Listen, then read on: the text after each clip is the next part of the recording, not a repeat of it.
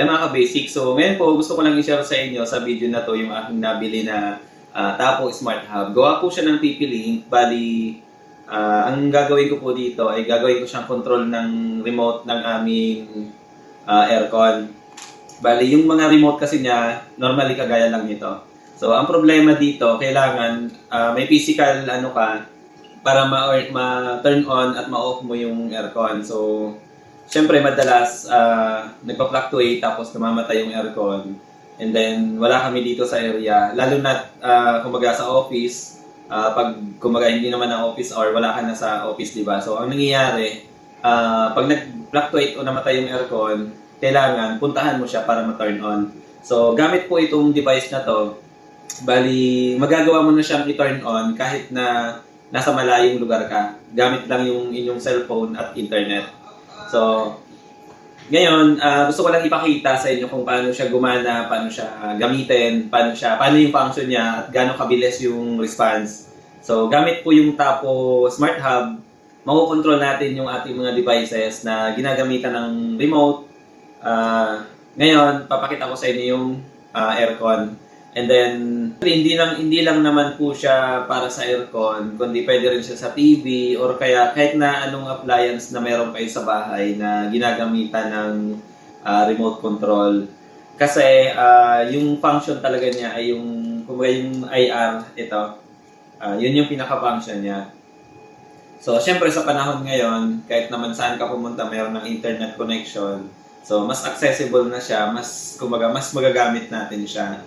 So, kunyari, sa kwarto mo, iniiwan mo lang yung aircon na naka-off, tapos, pauwi ka na galing trabaho, meron kang, kunyari, 1 kilometer bago dumating sa bahay nyo, pwede mo na siyang i-turn on para pagdating mo sa bahay, malamig na yung room, hindi na siya mainit. Kasi, ahead, bago ka pa dumating, na-turn on mo na yung inyong aircon. So, isang pwedeng possibilities na pwede mong paggamitan sa bahay.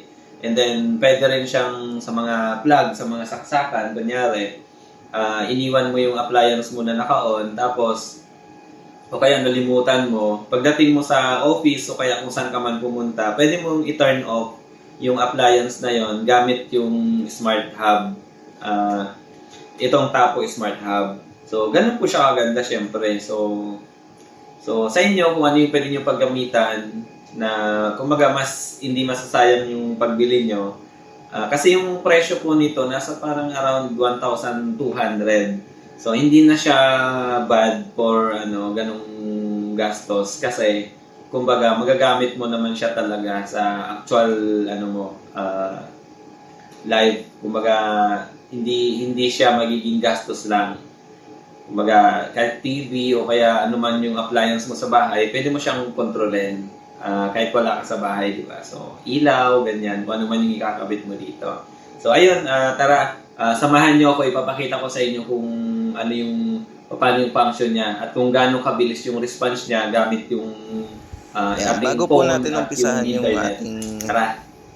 demo ay unboxing po muna natin yung ating Tapo device. So, sa loob ng box, yung ating Tapo. Pero bago po natin i-demo, bali unboxing po muna tayo. Bali ito po yung laman ng box, yung ating Tapo device, manual at saka double adhesive. Yun nga lang, yung kanyang power cable ay wala po siyang kasamang power adapter. Pwede na dito yung mga charger ng ating cellphone.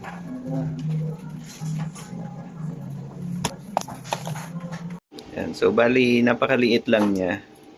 Yan. For example, dito ko lang siya muna ilalagay. Kasi, ito ay server room. Tapos, meron kaming dalawang aircon dito na ang gusto ko ay mag-automatic siyang mag-on at mag-automatic din siyang mag-off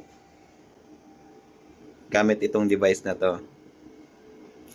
So, i-config ko siya para hindi na kami gagamit ng remote.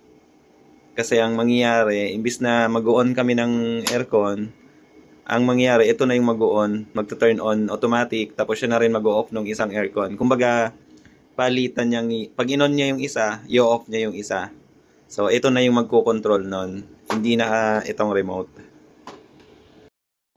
Ayan, so ayan lang po siya, ganyan lang po siya kaliit. Ayan, galing plastic. Tapos, ito po yung actual na demo kung paano siya gumana. Kunyari po yung papaganahin ko ay itong dalawang aircon. So, same frequency kasi yung remote niya, kaya ang mangyayari, parehas sila magpa-function kapag ginamit natin tong smart hub. So, ito po siya. Sa Tapo device o kaya sa Tapo app na naka-install sa ating phone, open lang natin yung smart hub. Tapos, ito na yung na-configure ko. Ayan. So, ngayon, bali naka-off siya. Ayan. So, pipindutin ko yung turn on. Ayan.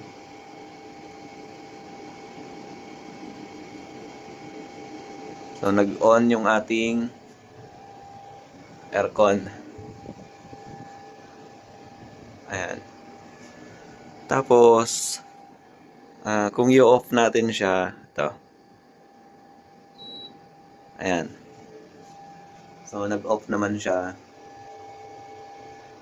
Tapos, nandito lang siya sa harap para yung signal, kumbaga, makokontrol niya yung dalawang aircon na to. So, pwede siya gamitin kahit sa TV o kaya kahit sa anong device na gumagamit ng remote.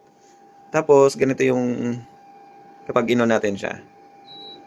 Di ba? Nakikita nyo parang may ilaw o kaya parang nag-blink yung ilaw niya. Yan.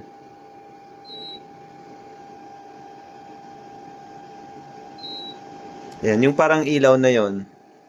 Kapag sa actual, di mo siya makikita. Pero sa camera, nakikita siya.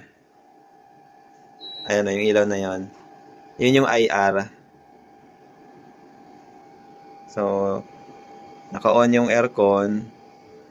Ayan, naka-on siya. So, kung gusto mo siyang babaan ng temperature, kunyari, ngayon naka 17.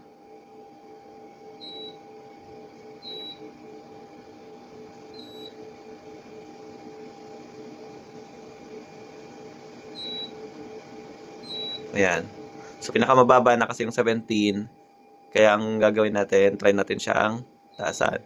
So, ayan, naka 20. 21. 22. Ayan. So, ganun ka-accurate. Gawin natin siyang 21, 20, oops, 19, 18, 17. So, kung gusto natin taasan, ayan. So, ito po yung function niya. So, dito ko siya gagamitin sa remote ng aircon dito sa loob ng server room. Ayan. So, ibig sabihin, kahit hindi mo na siya puntahan, kaya mo na siyang i-turn on at i-off gamit yung ating phone. Kahit na nasaan man tayo, basta may internet lang yung cellphone mo kung saan naka-install yung Tapo application. Ganun po siya kaganda. Ayan. At the same time, pwede rin po natin siyang gamitin. Kunyari, meron pa kasing isang device na pwede kang gamitin. Pwede mong i-connect dito sa smart hub na to, yung parang temperature ng Tapo. Ipa-flash ko na lang sa screen yung picture niya o kaya yung model. Pwede mo siyang i-match dito. Ang mangyayari nun, kapag kunyari na-reach na niya yung init, kunyari pag nag-25 yung init dito sa lugar, kusa niyang ito-turn on yung aircon. O kaya kapag sobrang lamig na, yung temperature niya around mga 18 o kaya 17, ang mangyayari, ito-turn off niya yung aircon. So, kumaga, i-maintain niya yung lamig dun sa area para, kumaga, yung kagaya nito, yung aircon, hindi siya mag-overheat, yung ganyan. O kaya, kunyari, nag-brand out, tapos, namatay yung mga aircon, wala ka dito sa area para i-on yung aircon. Ang mangyayari, kapag naramdaman niya na, kunyari, bumalik na yung kuryente, kapag naramdaman niya na mainit, ito-turn on niya ulit yung aircon mo. So, yung device na yon, i-connect mo lang siya dito. Hindi siya physical connection, kundi i-config mo rin, ilalagay mo sa Tapo application para magkaroon sila ng communication. So, ayun, para sa akin, maganda po itong device na to. Kasi, pwede mo siyang gamitin sa mga appliance mo sa bahay, Kunyari, ilaw. Actually, sa ilaw pwede yung gamitin yung ah, plug ng tapo. Pero ito, kumbaga, pag i-maximize mo siya, pwede sa TV, pwede sa kahit na anong appliance mo na may remote, pwede mo siyang ilagay, pwede mo siyang gamitin. So, yun yung kagandahan niya.